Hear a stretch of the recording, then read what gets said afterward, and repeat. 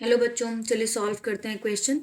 2 gram of benzoic acid dissolves in 25 gram of benzene shows a depression in freezing point of 1.62 Kelvin.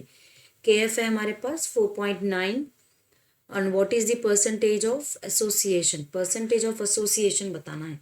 percentage of association अगर हम देख रहे हैं तो वो हम कैलकुलेट करते हैं अल्फा। ठीक है, अल्फा का परसेंटेज हम यहाँ पे देखेंगे। ठीक है, अब अल्फा का परसेंटेज हम जब बोल रहे हैं तो अल्फा हमें चाहिए, यहाँ पे अल्फा के लिए हमें चाहिए आई यहाँ पे, तो 1/1 हम देखेंगे कि कैसे कैलकुलेट करेंगे। ठीक है, सबसे पहले हम कैलकुलेट कर लेते हैं मोलालिटी, क्योंकि हमें चाहिए यहाँ पे डेल्टा टी एफ। तो डेल्टा टी एफ के लिए हमें चाहिए मोलालिटी, तो हम मोलालिटी यहाँ पे कैलकुलेट करते हैं। देखिए मोलालिटी कैसे कैलकुलेट करेंगे, दिया गया है मास, हम कंसिडर कर लेते हैं यहाँ पे मोलालिटी। ठीक है, मास दिया गया है 2 ग्राम। मॉलिक्यूलर मास अगर हम बेंजोइक एसिड का लेते हैं तो 122 है, तो ये हो जाता है 122। तो हम यहाँ ले लेते हैं 1000 डिवाइडेड बाई हमारे पास है 25, जो कि मास ऑफ सॉल्वेंट है ग्राम्स में, उसे हम कन्वर्ट कर लेते हैं केजी में।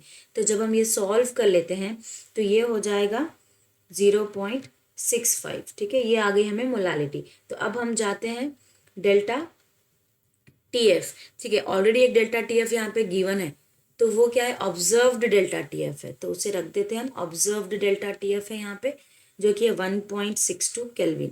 ठीक है, अब हम जो कैलकुलेट कर रहे हैं वो रहेगा कैलकुलेटेड डेल्टा टी एफ, तो वो हो जाएगा के एफ इंटू मोलालिटी, जो आ जाती है हमें, के एफ की वैल्यू है 4.9 इंटू 1 हमें आया है, मोलालिटी हमें आई है 0.65, तो ये हो जाता है इक्वल टू 3.21। ठीक है, केल्विन। अब हम इसकी मदद से कैलकुलेट कर सकते हैं आई क्या है हमारा, observed value divided by calculated value. ठीक है, अब हमारी ऑब्जर्व्ड वैल्यू क्या है 1.62 है, कैलकुलेटेड वैल्यू क्या है हमारी यहाँ पे 3.21 है, तो ये हो जाता है equal to 0.504।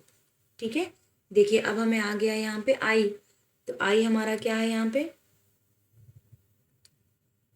I equal to 0.504। अब हम कैलकुलेट करते हैं हमारा अल्फा, अल्फा हो जाता है यहाँ पे एन, ये एसोसिएट बोले हैं हम, तो एसोसिएशन का फॉर्मूला हम यूज़ करेंगे n 1 minus I divided by हो जाएगा n-1।